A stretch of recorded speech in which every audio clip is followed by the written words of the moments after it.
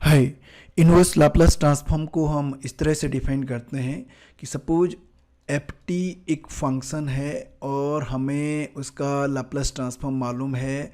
Laplace transform of f t equals to F s. If Laplace transform of f t is F s, then Laplace inverse operator को हम इस symbol से denote करते हैं। Laplace inverse of F s is equal to वापस कौन सा function, f t function. Okay, so if Laplace of f t is F s, then Laplace inverse of F s equals to f t. मतलब Laplace transform की मदद से हम Laplace inverse निकाल सकते हैं किसी फंक्शन का, राइट। तो इसका मतलब ये हो गया कि because Laplace of e raise to the power a t हम जानते हैं कि क्या होता है, 1/s माइनस ए। इस वजह से ये लैप्लस ऑपरेटर इधर शिफ्ट हो जाएगा, राइट। ये 1/s माइनस ए पे ऑपरेट करेगा। इस वजह से Laplace inverse of 1/s minus a क्या हो जाएगा, e raise to the power a t. In fact ये if and only if statement है जो लैप्लस इन्वर्स और लैप्लस के बीच में जो रिलेशन है। तो हम बोलते हैं कि Laplace inverse of F s is equals to f t if and only if Laplace transform of f t is equals to F s. If and only condition का मतलब कि लैप्लस इन्वर्स एफ एस का f t होगा कब, जब Laplace of f t क्या होगा, f s होगा। And the other way round, अगर Laplace of f t f s है तो Laplace inverse of F S क्या होगा, एफ टी होगा। एग्जैक्टली वैसे है जब जैसे हम नॉर्मल फंक्शन का इन्वर्स को डिफाइन करते हैं। हम बोलते हैं कि f inverse of y is equal to x if and only if f of x is equals to y. बस हमें ये ध्यान रखना है कि जो एफ टी फंक्शन है उस पर लैप्लस ऑपरेटर जो है ऑपरेट करता है और हमें एफ एस फंक्शन देता है। स्मॉल एफ की जगह कैपिटल एफ हो गया, स्मॉल टी की जगह capital small s letter, t variable s variable में कन्वर्ट हो गया। और जो एल इन्वर्स ऑपरेटर है वो एफ एस पे काम करता है और वापस हमें क्या देता है, एफ टी देता है। तो ये हमारे पास डेफिनेशन होगी इन्वर्स लैप्लस ट्रांसफॉर्म की, और इसकी मदद से हम एक टेबल बनाने जा रहे हैं इन्वर्स लैप्लस ट्रांसफॉर्म के फॉर्मूलेज की। So first one, Laplace inverse of 1/s, क्या लिखें हम राइट हैंड साइड में 1। क्यों? क्योंकि लैप्लस ऑफ 1 क्या होता है, 1/s होता है। Second formula, Laplace inverse of 1/s minus a is equals to 1/s minus a किसके ट्रांसफॉर्म में आता है, e raised power a t के। तो ये this is equals to e raised power a t. क्यों? क्योंकि Laplace of e raised power a t 1/s minus a होता है। Third formula, Laplace inverse of gamma of n+1 whole over s raised to the power n+1 where n is any real number greater than -1। क्या हो जाएगा, क्या हो जाएगा, ये हो जाएगा t raised to the power n, क्योंकि हम जानते हैं Laplace of t raised to power n जो है gamma n+1/s raised power n+1 होता है। Fourth one, Laplace inverse of factorial n over s raised to the power n+1, this is equals to again t raised to the power n। okay, जब n क्या होता है, n is any positive integer।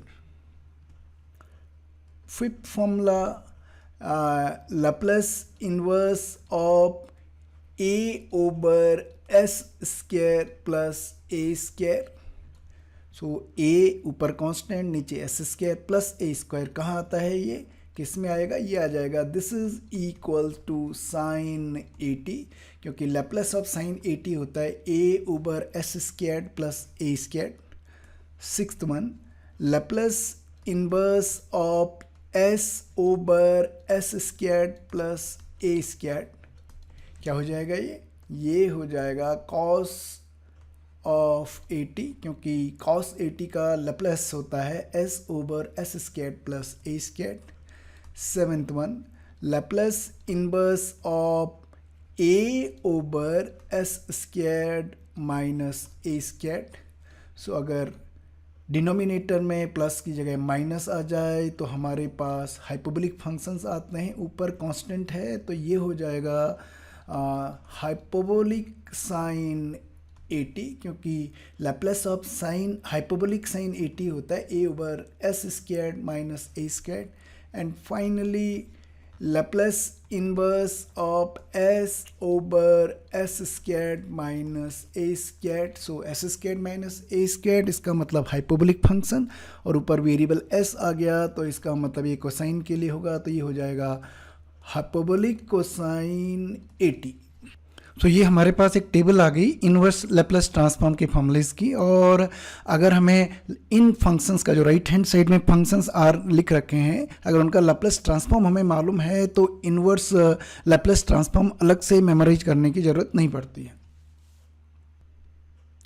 सो कैसे हम इसको use करेंगे, suppose हमें निकालना है Laplace inverse of 1 over s minus 2। So S minus 2, ये एस में एक लीनियर फंक्शन है और ये यहाँ पे टेबल में आ रहा है फॉर्मूला 2, तो ए कंपेयर किया हमने, ए की जगह 2 है तो ये हो जाएगा e raise to the power 2t। Suppose हमारे पास आ रहा है, हमें निकालना है Laplace inverse of 1 over s plus 3। तो s plus three, s linear function है, एस में लीनियर फंक्शन है, डिग्री 1 है। अगेन हमें एक्सपोनेंशियल फंक्शन हमारे पास इसका इन्वर्स ट्रांसफॉर्म आने वाला है। So this one will be equals to, हम इसको लिख सकते हैं Laplace inverse of 1 over s minus minus 3। Table के फॉर्मूले नंबर 2 से कंपेयर किया, ई की वैल्यू -3 है तो ये हो जाएगा e raise to the power -3t। So Laplace inverse of 1 over s plus 3 is e raise power -3t।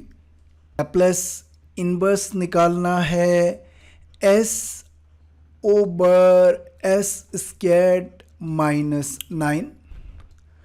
Now पहला क्लू यहाँ पे एस स्क्वायर माइनस आ रखा है, तो माइनस या तो कोसाइन फंक्शन में आता है, साइन कोस, तो ये S square minus a square ये हाइपोबोलिक फंक्शंस में आता है, राइट। सो इसका लैप्लस इनवर्स या तो कोसाइन हाइपोबोलिक कोसाइन फंक्शन होगा या हाइपोबोलिक साइन फंक्शन होगा, पर न्यूमरेटर में एस है, एस वेरिएबल है, राइट। तो इसका मतलब ये हो जाएगा, इसको हम ये कोसाइन हाइपोबोलिक कोसाइन फंक्शन आएगा लैप्लस इनवर्स के बाद। तो पहले हम इसको लिखेंगे Laplace inverse of s over s square minus 3 square, और ये हम कंपेयर करेंगे फॉर्मूले नंबर 8 के साथ। ए की वैल्यू 3 आ गई तो ये हो जाएगा hyperbolic cosine 3t। And finally suppose हमें लैप्लस इनवर्स निकालना है 2 ओवर एस स्क्वायर प्लस 4।